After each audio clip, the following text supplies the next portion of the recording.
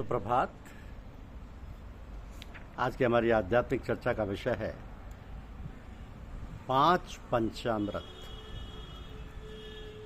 5 पंचामृत जो गुरुमत नहीं होते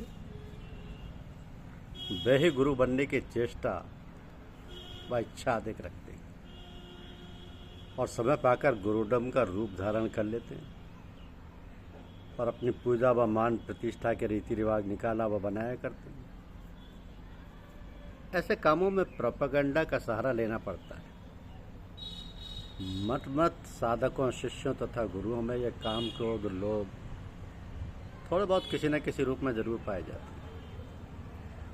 जिनमें ये तीनों काम, क्रोध, लोभ चीज़ें शुद्ध हो जाएं और जो निस्वार्थ भाव से परमार्थ आदि की सेवा भी कर सकें, वही सच्चे पथ प्रदर्शक तथा तालीम देने की सेवा करने वाले गुरुमुख हुआ करते हैं।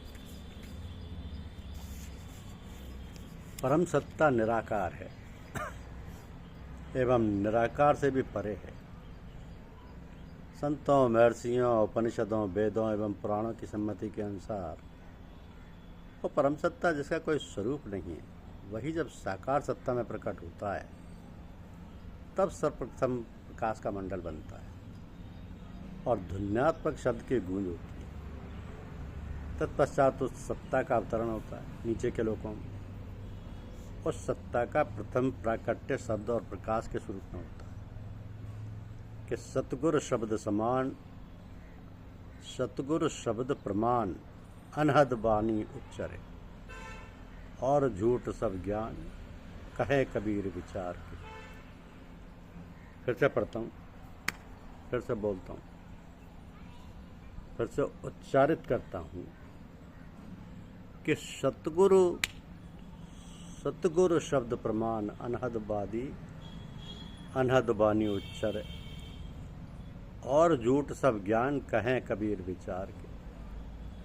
क्योंकि जीवात्मा ईश्वरीय अंश है, इसलिए सत्ता की विशेषता शब्द एवं प्रकाश कारण शरीर में प्रत्येक जीव में विद्यमान। जब गुणातीत सगुण रूप में आया तो उसका गुण हुआ प्रेम और दया। तो सत, प्रेम, दया, सत्संग और साधना अमृत, यही असल में 5 पंचामृत हैं जिन्हें पंचामृत कहा जाता है। सत, हमारे अंदर सत और असत दोनों हैं। शब्द एवं प्रकाश माल के कुल का अंश है। माल के कुल का अंश निज रूप में सत, असत के परे हैरत रूप है। सत निराकार है और निराकार से भी परे है। वही सत जब नर शरीर में आता है तो शब्द और प्रकाश के रूप में प्रकट होता है। तो सत का आकार रूप शब्द और प्रकाश है। सत सत्ता को कहते हैं। सतलोक में जो अनहद नाद और अखंड ज्योति है वही माल के कुल का प्रथम प्राकट्य है और वही सत्य है। इसी सत्य में प्रवेश करना। प्रत्येक वाणी में सत्य विद्यमान है। हमें अपने जीवन व्यवहार में सच्चाई का व्यवहार करना चाहिए। असत्य व्यवहार में दूसरे प्राणी के अंदर विद्यमान सत्ता पर विपरीत प्रभाव पड़ता है और इससे पहले वह प्रभाव स्वयं अपने अंदर विद्यमान सत्ता पर पड़ता है और हमारे कर्म दूषित होकर हमें उस सत्ता से अलग रखती है। अतः हमें सत्य का ज्ञान नहीं हो पाता। व्यवहार में अपने स्वार्थ के लिए भी हमें कभी सच्चाई का त्याग नहीं करना चाहिए। लाख मुसीबतों, धर्म संकट में हो तो भी सच्चाई ना छोड़ो। इससे आपके भीतर वाली सत्ता आपकी मदद करेगी। अगर आप बुद्धि का सहारा लेकर व्यवहार में हेरा फेरी करेंगे तो माया आपको कुछ दूर तक तो साथ देगी, फिर अंधकार में भटकने के लिए छोड़ देगी। तो सदा सदा सच्चाई का व्यवहार करें। प्रेम हृदय की वस्तु है, परमात्मा अनमोल। कथनी में आवे नहीं सके न को तोड़। एक दुनियावी प्रेम है जो वास्तव में मोह है, मगर दुनिया इसी को प्रेम समझ बैठी है। मन, बुद्धि, चित्त, अहंकार स्वचालित नहीं, ये सत्य के सहारे हरकत में आते हैं। प्रेम दीवाना होता है, इसमें मन, बुद्धि, चित्त, अहंकार कार्य नहीं करते। प्रेम में व्यक्ति विहल एवं पागल सा बन जाता है। तो ये लौकिक प्रेम है, इसकी भी बड़ी महिमा है। इसमें खिंचाव शक्ति है। अब अलौकिक प्रेम का स्वरूप देखिए कि प्रेम प्रेम सब कोई कहे, प्रेम न चीन्हे कोई। प्रेम चीन सतगुरु मिले, प्रेम कहावे सोए। तो सत का स्वरूप अनहद नाद एवं प्रकाश है और सत का गुण प्रेम और दया है। शब्द में आकर्षण शक्ति है जो सूरत को अपनी ओर खींचती है। माया की कृतियाँ, मन, बुद्धि, चित्त, अहंकार, ये माया भी तत्व शब्द से प्रेम नहीं करते, कर ही नहीं सकते। शब्द से केवल शुद्ध सूरत प्रेम करती है। सत्य की कृति शब्द व सूरत है। शब्द सूरत को खींचती है। सतलोक के शब्द में अपार आकर्षण शक्ति है। वो अपने ही अंश सूरत को खींचती है, क्योंकि शब्द और सूरत सजाती हैं। दोनों सत्पुरुष के अंश हैं। विपरीत इसके मन, शब्द एवं प्रकाश के विजातीय तत्व हैं। मन माया का अंश है। शब्द के इस खिंचाव शक्ति को प्रेम कहते हैं। मन में जो आकर्षण शक्ति है उसे मोह कहते हैं। असत्य से मन, बुद्धि, चित्त, अहंकार का जो लगाव है वह मोह है। मोह कभी बढ़ता है, कभी घटता है। प्रेम कभी घटता नहीं, प्रेम सदा बढ़ता ही रहता है। अघटित बाड़े जो सदा प्रेम कहा वे सोई। प्रेम भक्ति का गेय है, ऊंचा भौतिक अंत। शीश काट पग तर धरे, तब पहुँचे घर संत। सबसे ऊंची प्रेम सगाई है। प्रेम जगत में सार, और कुछ सार नहीं। तो जिसमें प्रेम भाव है वही गुरुमुख है। शेष तो सब निगुरु हैं। जिसमें प्राणी मात्र से प्रेम नहीं वह गुरुमुख कैसा, वह तो मनमुख है। मैं पना और गुरुमुखता दोनों एक साथ नहीं रह सकते। जब मैं था तब गुरु नहीं, अब गुरु हैं मैं ना। प्रेम गलियती सांकरी या मैं दो ना समय। तो सत्य के लगाव को प्रेम कहते हैं। दीवार खड़ी करते समय दो ईंटों के बीच गिलावा देते हैं, वैसे ही वो दो प्राणियों के संबंध को सत्वरूपी प्रेम से जोड़ा जाता है। ऐसे प्रेम योग भी कहते हैं। प्रेम की महिमा अपरंपार है। ईश्वरीय सत्ता का गुण है प्रेम। सतगुरु का व्यवहारिक गुण है प्रेम। विश्व में प्रेम से बढ़कर कोई दूसरी शक्ति नहीं। अतः सबसे प्राणी मात्र से प्रेम का व्यवहार करो। पर दया, दया जैसे सांसारिक माता पिता अपने संतानों को भौतिक सुख सुविधा देने के प्रयास करते हैं, वैसे परमपिता परमात्मा भी अपने अंशरूपी संतानों को दैहिक, दैविक, भौतिक तीनों तापों के कष्ट से मुक्त करता है।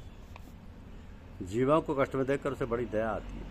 एक बार के हृदय की पुकार वो सुन लेता है और जीव को कष्टमुक्त करके अपनी शरण देता है। उसकी दया की बहुत शोहरत है। पुण्यात्माओं पर कम बल्कि पापियों पर बड़ा जोर शोर है। उसके दरबार में पापियों की भी भीड़ लगी रहती है। खोजे दीनी अमर पद, रीजे दीनी लंक। अंधाधुंध दरबार है, तुलसी भजो निशंक। प्रभु राम रावण से अप्रसन्न थे। प्रभु राम रावण से अप्रसन्न थे, तो रावण को उन्होंने अपने बाणों से मारकर अमर पद दिया, और विभीषण से प्रसन्न थे तो प्रसन्न होकर केवल लंका का छोटा सा राज्य ही दिया। अब विभीषण को अमर पद नहीं दिया, अमर पद तो रावण को ही दिया। तुलसीदास जी कहते हैं कि भगवान राम के दरबार के सिद्धांत को कोई नहीं समझ पाता। पापियों का कल्याण पहले किया जाता है, पर शर्त ये है कि राम से किसी रूप में लगे तो रहो, पूजा करो या गाली दो, राम से संबंध बनाए रखो। हम सतगुरु से अपने लिए दया मांगते हैं, तो हमें भी अपने जीवन व्यवहार में छोटों से तथा प्राणी मात्र के साथ प्रेम व दया का व्यवहार करना चाहिए। दया दिल में राखिए, तू क्यों निर्दय हो। साई के सब जीव हैं, कीड़ी कुंजर को। दया भाव हृदय नहीं, ज्ञान कथे बेहद। ते नर नर के जाएंगे, सुन सुन साखी शब्द। जिसकी सूरत का मुख ऊपर की तरफ है वह तो प्रेमाकर्षण में आता है, परंतु जिसकी सूरत का मुख नीचे की ओर है उस पर क्या करता है? संत सद्गुरु दया करता है। शब्द तो उसी सूरत को खींचेगा जो ऊपर की ओर उलट गई है शब्द की ओर। अगर सूरत मन के साथ संसार के भोग में तो वह प्रेम के धोखे में लगा हुआ है। सैन वैन का आसरा सत्संग द्वारा दान दे, शब्द योग सिखाया अनंत धाम पद निर्वाण दे। वो दान देते हैं सतनाम का। यह दयानिधि करुणा सागर दया सागर है। प्रेम करने से चूक जाने पर दया करते हैं, दया करते हैं। शब्द रूपी सतगुरु के पास पहुंचने के लिए प्रेम और दया दोनों अनिवार्य गुण हैं। बिना प्रेम और दया के व्यवहार के कोई शिष्य या कोई मनुष्य शब्द रूपी सतगुरु के यहाँ नहीं पहुंच सकता। फिर सत्संग तो हमारा मन चातुष्ट दुनिया में फंसा हुआ है। मन का धर्म है भौतिक जगत के शुद्ध साधना पड़े रहना। सत्संग के माया की पकड़ स्थिर होती है। जैसे कोई रस्सी तो बंधा है, कोई रस्सी से बंधा है, जब कोई दयालु उसकी रस्सी को खोले तो वो छूटे। उसी तरीके से ये माया भी पकड़ है, जकड़ है, वह सत्संग से ढीली होती है, जंजीरें खुलती हैं। मन चंचल है, बुद्धि संशात्मक है। सत्संग से मन स्थिर होता है, बुद्धि निश्चयात्मक होती है। एक घड़ी आदि में पुण्य आद। कबीर संगत साधु की कटकोट अपराध। तात स्वर्ग अपवर्ग सुख धरिए, तुलाए एक अंग। तुले न ताही सकल मिल, जोग सुख लब सत्संग। बिन सत्संग विवेक न होई, राम कृपा बिन सुलभ न सोई। अंत में साधन, तो सत्संग के बिना साधन निष्फल है, और साधन के बिना सत्संग का कोई अर्थ नहीं होता। सत्संग और साधना से मन चातुष्ट का शमन होता है और जीव मायावी पर्दी से निकलकर सत में आ जाता है। साधन की युक्ति विधि सत्संग में सदगुरु से प्राप्त होती है। संतमत में सूरत शब्द योग, सूरत प्रकाश योग और सतनाम सूरत नाम योग की युक्ति बताई जाती है। इस तरह ये संतमत के 5 शुभ तत्व सत्य, प्रेम, दया, सत्संग और साधन पंचामृत हैं। सत आधार से लाए और प्रेम व दया का उसके प्राकट्य के गुण हैं। जब तक हम उसके गुण नहीं अपनाएंगे तब तक सत्य में प्रवेश नहीं पा सकते।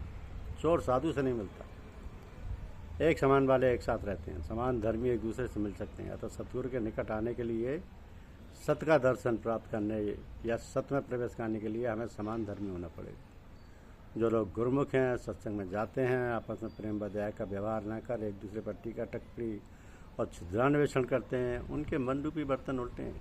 उसमें सतगुरु की अमृत वर्षा कैसे भरे? सतगुरु के वर्षामृत के लिए उसके निकट स्थित होना पड़ेगा।